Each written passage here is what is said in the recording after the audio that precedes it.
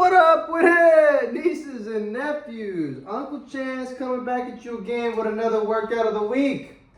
Today, we're gonna do some standing up. You could do it sat down if you have like a bench or if you don't have the ability to stand up for whatever reason.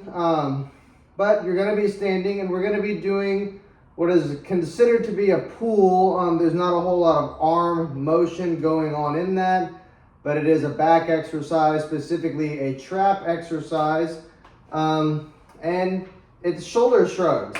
It's a trap exercise and a back exercise, but it's shoulder shrugs. Shrugs, whatever you want to call them. We call them shoulder shrugs because it looks like your shoulders are moving around.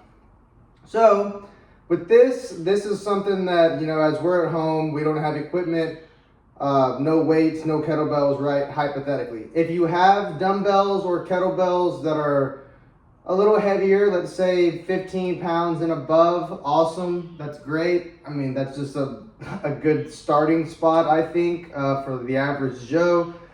If you're, super duper young and or old and don't have a lot of muscle, or for whatever reason, if you want to start lighter, I'd recommend that. Also, if you don't have dumbbells or kettlebells, get your jugs of water or water jugs that have things in them to make them heavier, as long as they are each of the equal weight, so you are doing equal work on both sides. I'm going to use water bottles, as always, to demonstrate what the movement looks like. So like I said, this is going to work the upper part of your back and the backs of your shoulders. We've done some pulls on here. I believe I've done dumbbell rows, I've done reverse flies and shoulder matrices, prone cobras. All of those kind of hit that same general area, but I just really thought we need to put another pull in here. And not only do I think I needed to put another pull in the workout of the week, but this is also good for fixing posture if done correctly and if done with not trying to, do the heaviest weight in the room.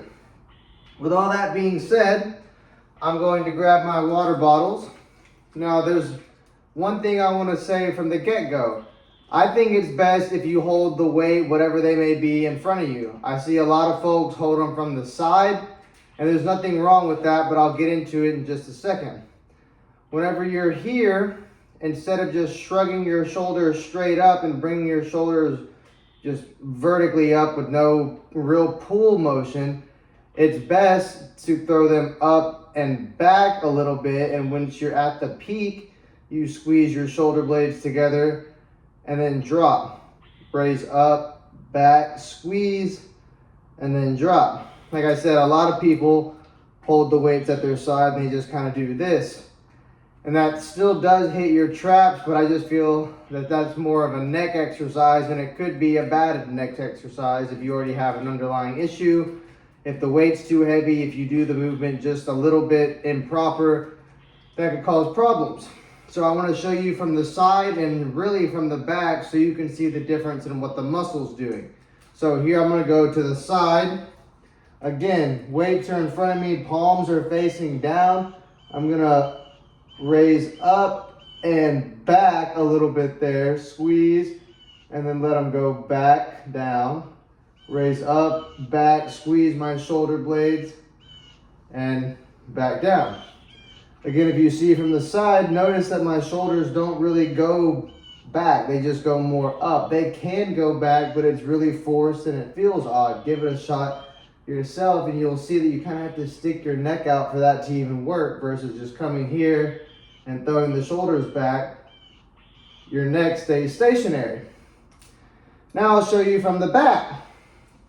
So really watch the tops of my back and the middle of my back and see the contraction difference. All right, so I have the weights in front of me here, palms are facing down, rise up, pull the shoulders back, squeeze like I'm trying to squeeze a pencil in between my shoulders, and then let them come back down, rise up, then come back and squeeze, and let everything relax and go back down. Now I'm going to go to the side, try to do the same thing, just watch the difference. Rise up and back down. Rise up and back down versus pull up, pull back and squeeze, there's a whole lot more going on in the middle of my back and in between my shoulders, my traps, whenever I hold the weights in front of me.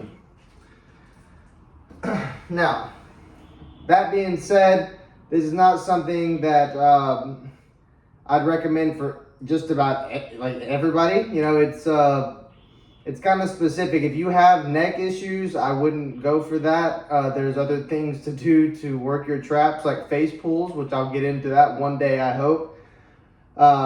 Neck engagement, chin tucks. There's a lot of things to do to help your neck if you've got neck issues. Even if you have some shoulder issues, I may not recommend this, but if you do it properly, well, then I don't think it could cause too many issues, as long as you don't have like a severe underlying problem that you already do know about. That's really it for this one. Kind of short. The movement's not a whole lot, like I said, but I really just wanted to get an additional pull in the workout of the week catalog. The more you pull, the better your posture is, because we all are hunched over like this on our phones and on our computer. So if we can correct that, we'll do our best. As always, I hope y'all find this well. I hope it helped you out a lot. I hope that even doing these enough and doing them right, I hope you even can get that big shoulder look if that's what you're going for. If you're just trying to correct posture, I hope you're able to do that as well. Y'all stay safe. Like, comment, subscribe. Let me know what you want to see next.